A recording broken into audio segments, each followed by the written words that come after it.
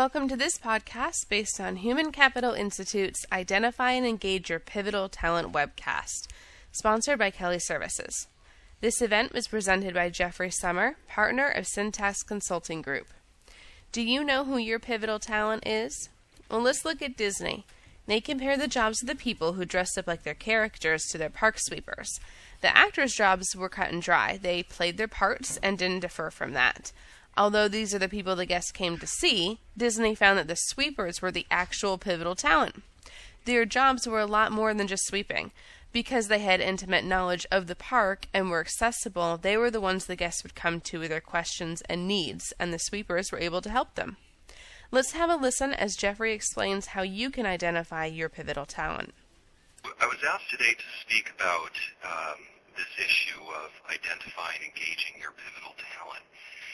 What we've done for you today is prepared for you a little bit of a combination of what we're hearing in the market, what we're seeing organizations doing, and also importantly, putting, and with a bit of a U.S. focus for today's purposes, give you a sense of what we're seeing from Bureau of Labor Statistics and some other key trends which we think are actually fairly important. From an infrastructure perspective, one of the things that I'm finding pretty interesting is that not that many companies really have a disciplined approach around job design. You know, it's a job description. It tends to be an after-the-fact thing, but what we're seeing is more and more focus on, we have a focus on key segments of our workforce because they will disproportionately help us get these objectives done, which are pretty important for us in this market. And a lot more effort going into articulating the capabilities, the requirements, the performance levels, and ways of managing that performance. So some of our core mechanisms in HR are getting a fresh look around that. So what we're seeing HR leaders focused on now is really increasing value from a talent perspective. And that's, as we went over in the previous slide, what are our objectives and our talent priorities? And it's an interesting question. I'll push the community a little bit here. Can you articulate today your 5 to 10 talent priorities in the business, whether it's a particular role, whether it's a particular team? Do you have a sense, does your organization have a sense of, the days are short, the weeks are short, where are we focusing our priorities now? And that could be helpful when you think about how busy the days are and how much you need to get done in a period of a month. Are you focused on first things first?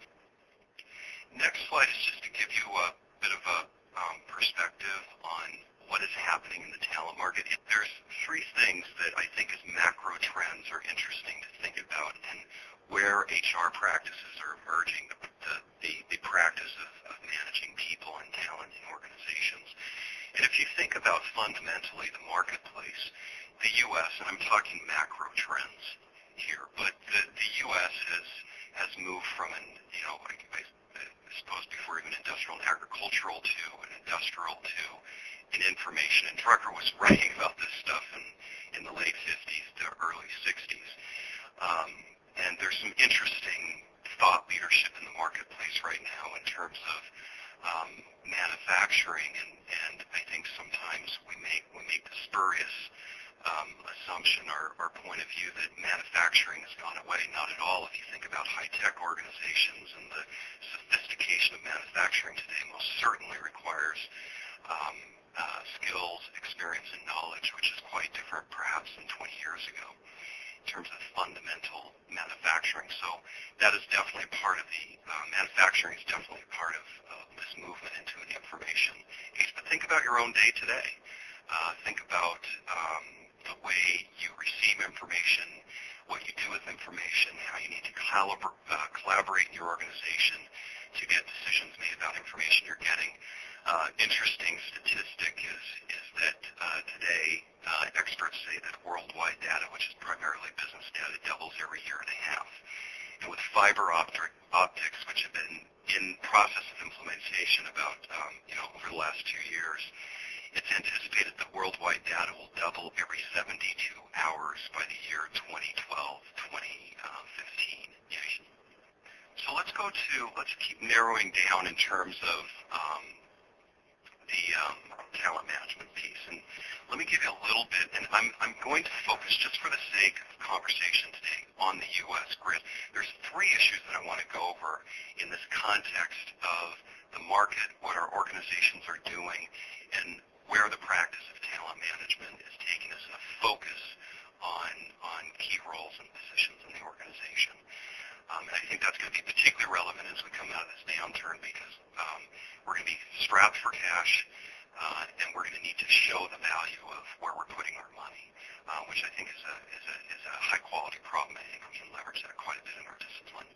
Supply and demand, like any statistic, an average can really be misleading. It doesn't tell you the whole story. So, when we hear the unemployment rate, and we've been tracking this for the last number of years, months, clearly, we were all very anxious in June what was going to go. We know we've got a slowing. I anticipate that there will be a continued slowing of the unemployment rate. But a few things to understand about the unemployment rate.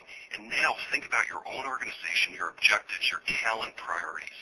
So, for example, if you're an accounting firm, something that I'm pretty familiar with, if you're an accounting firm and 50% of your business is providing accounting services, then accounting degreed individuals are really important to you.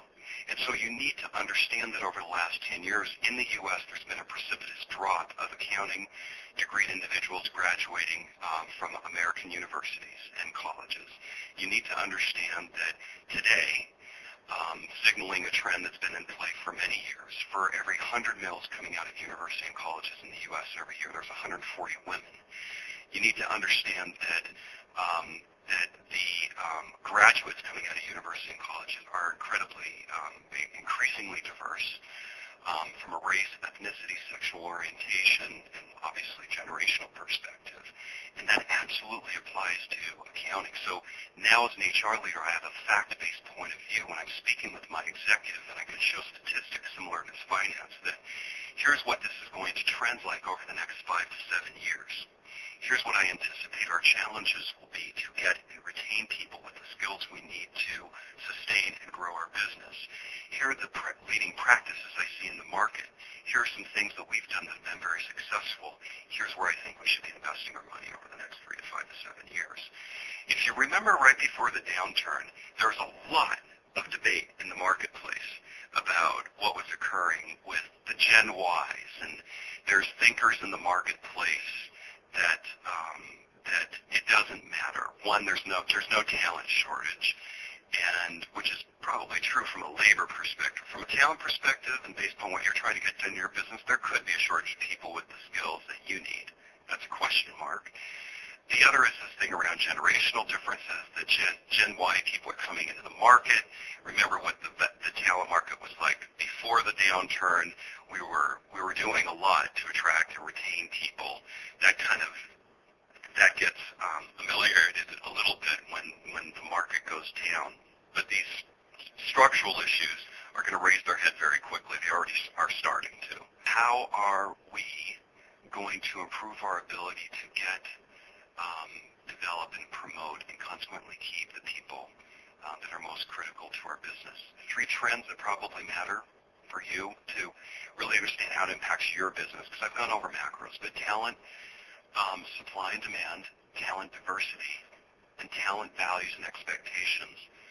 That's what we hear being debated. Those are some of the key things we're hearing. As you, I am a student of this. It's changing on a day-to-day basis. I think to really understand what's happening in talent management, it requires a read of economists as well as understanding the labor markets where we compete, and also understanding some of the leading thinking in our own discipline. So a really exciting time and a real opportunity for us.